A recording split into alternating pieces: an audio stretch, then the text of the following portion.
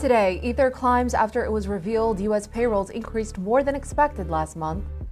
As the crypto elite flock to Cannes for EthCC, we explore how Ethereum is quietly becoming Wall Street's back end. And Michael Anderson of Framework Ventures breaks down how VCs are thinking about the stablecoin space.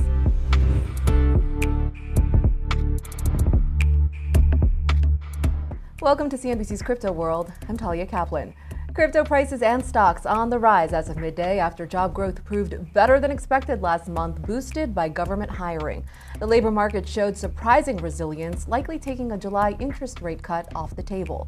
As of noon Eastern, Bitcoin climbed to the $109,000 level. Ether rose nearly 3%, and Ripple's native XRP token climbed 1.3% after the firm's CEO, Brad Garlinghouse, confirmed on X yesterday that Ripple is applying for a banking license in the U.S.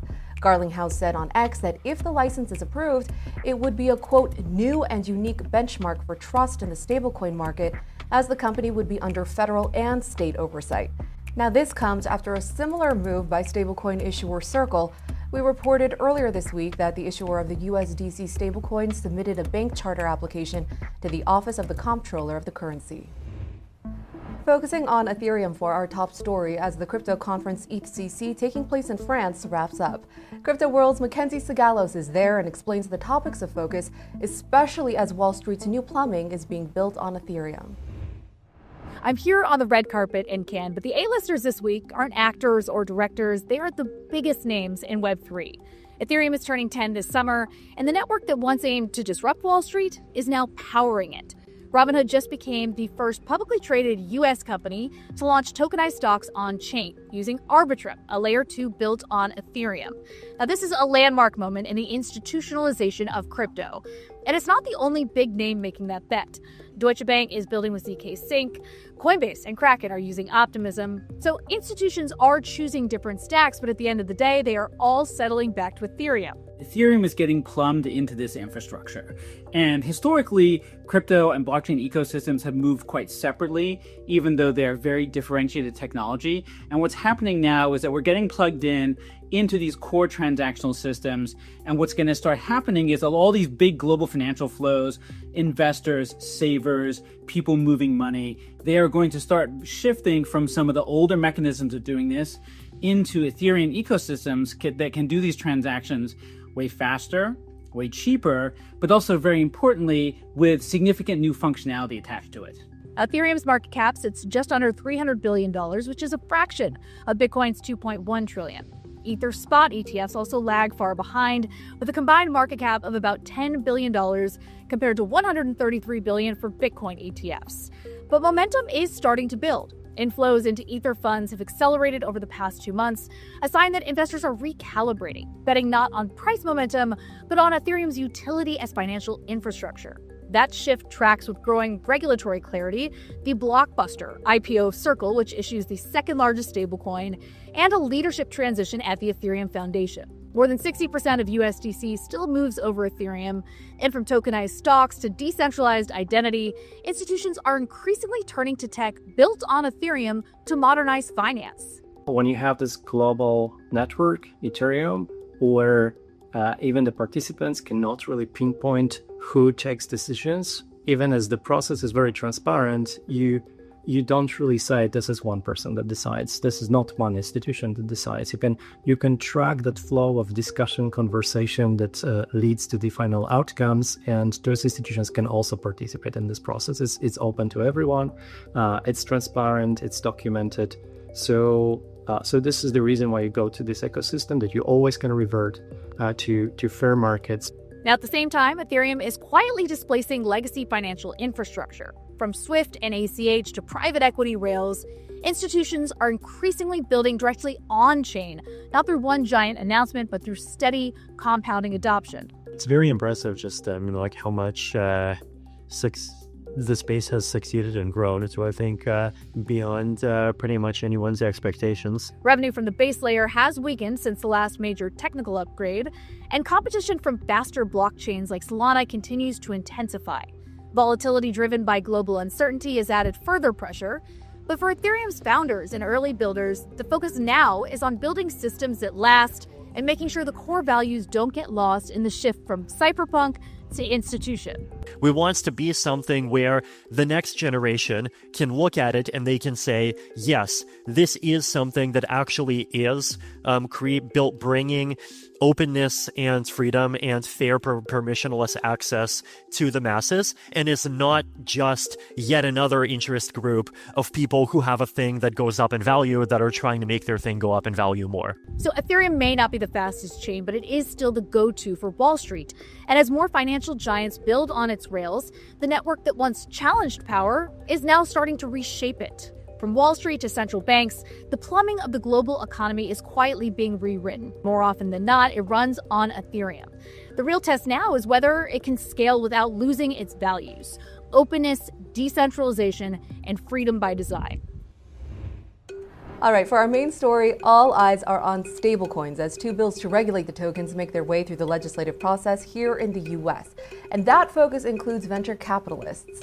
I spoke with Michael Anderson, co-founder of the crypto-native VC firm Framework Ventures, about how he is thinking about the stablecoin space, especially after the Senate advanced the Genius Act stablecoin regulation bill last month. According to Root Data, a crypto data platform, crypto investment deals dropped to their lowest point of the year in May, with 64 rounds completed, and then in June, stayed at that level, climbing by only one more deal. Now, those numbers reflect monthly lows last seen in January 2021. What do you attribute the drop in deals to, and is this slowdown something you've been seeing firsthand from your vantage point, given Framework Ventures is one of the largest VC firms in the crypto industry? Yeah, well, first off, I think we really haven't seen a material drop off in the number of deals that we're doing. What I would say, though, is that we are starting to see a market shift away from everything's going to be tokenized, everything's going to be on chain, maybe something that we saw 4 years ago in 2021, to a market where fundamentals are driving really what is being recognized. And in the token markets, in the public token markets, it's really fundamentals that are working. It's tokens that have a business model, that are making money, and that are using that money, that business model, to provide value back to token holders. And so I think that shift is definitely something that is making a lot of the people who are thinking about launching assets, launching protocols, rethink their models. But we think that this is a healthy transition, and we're excited to see the fundamentals come back.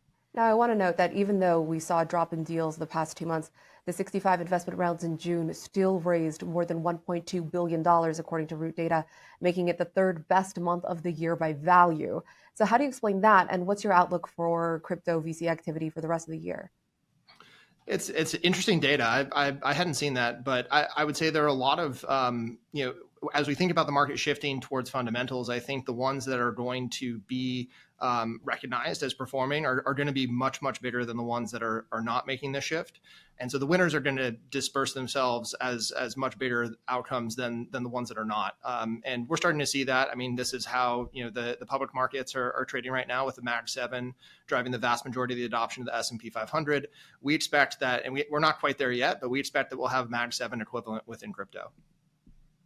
So what are some of the areas of focus for Framework Ventures? What are you paying attention to right now in the crypto space from an investment standpoint? Yeah, really, I think the industry is focused on stablecoins right now, and it feels pretty common. I think most people who have been tracking the Circle IPO or are tracking any of the progress through Congress know that there's a wide amount of adoption of stablecoins in general. There's a bill that is working its way through the House right now, which will provide regulatory clarity around stablecoins and the issuers of stablecoins.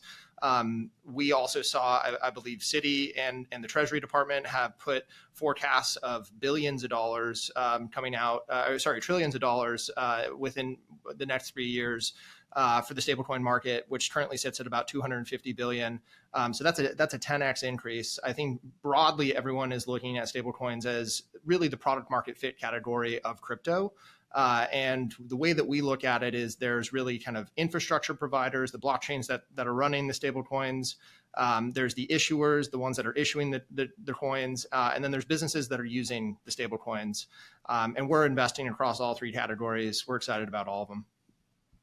So yeah, there is a lot of focus right now on stablecoins, especially after the Senate passed the Genius Act stablecoin regulation bill last month. What was your reaction to that development, and what do you think about that bill currently making its way through the legislative process?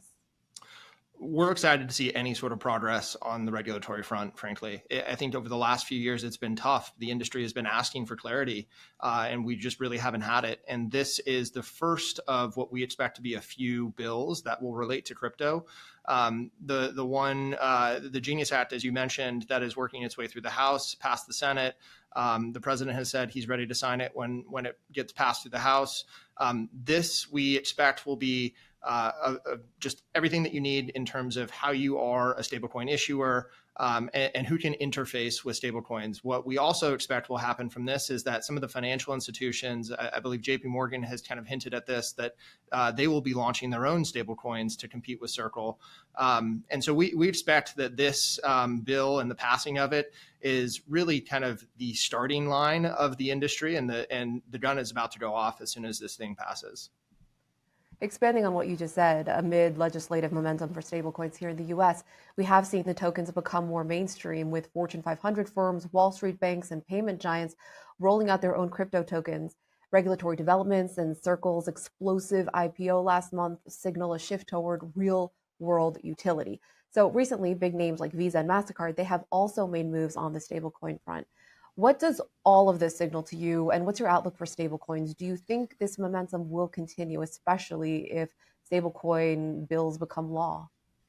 Yeah, so I think it's also important to note that there's really two stablecoin markets. There's what's going on within the United States, and that is dominated by Circle currently. And then there's what's going on outside of the United States, and that's dominated by Tether. And there's about 250 billion of stablecoins broadly across the entire ecosystem. Most of it is on Ethereum, some of it is on Tron, and some of it is on Solana. But if we break down the market, the rest of the world is dominated, and we expect will continue to be dominated by Tether. They have put the inroads into international markets. They're regulated by regulatory frameworks outside the United States. Genius and Circle really focus on what's going to happen within the United States. And within the United States, Circle is about 90% of the market share currently.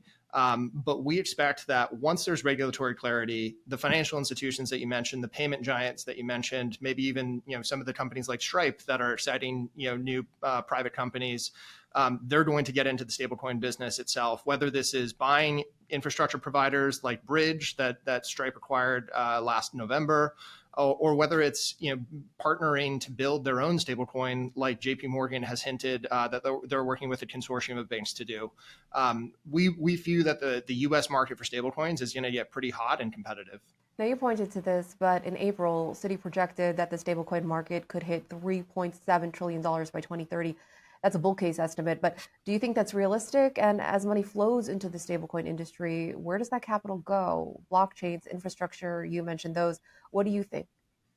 Yeah, well, I think that's definitely a bullish perspective. But I would also say the U.S. Treasury Department, which historically is pretty conservative in their estimates, has forecasted that by 2028, $2 trillion will be within the stablecoin market. And that stablecoins will be one of, if not the largest buyers of U.S. Treasury assets. U.S. bills. And so we expect that there will be trillions of dollars, whether it's 1, 2, 3, 4. We expect that there will be multiple trillions within the stablecoin market by 2028 or 2030. And that represents a 10x increase from where the market currently is. What that means is that value, which is backed by T-bills, which is backed by yield generative assets, has to go somewhere. In the case, and there are many different business models, but in the case of Circle, they're earning basically the treasury bill rates that their stablecoins have backing them. And if you're Tether, it's the same business model. Now, if you're a bank, it depends on how they would issue the stablecoin and whether that sits on their balance sheet. There's some questions there. But if you're a stablecoin, or if you're a payments provider like a Visa, or if you are a payments provider like Stripe, we would expect that they just provide access to their own stablecoin, just as the way that they do USD right now. So I think that this expands the TAM for basically every payment service provider. And if you're an issuer, I think this is a great opportunity to expand your business and expand your market 10x. Okay, that's all for Crypto World this week. We'll be back again on Monday after the holiday weekend, and we'll see you then.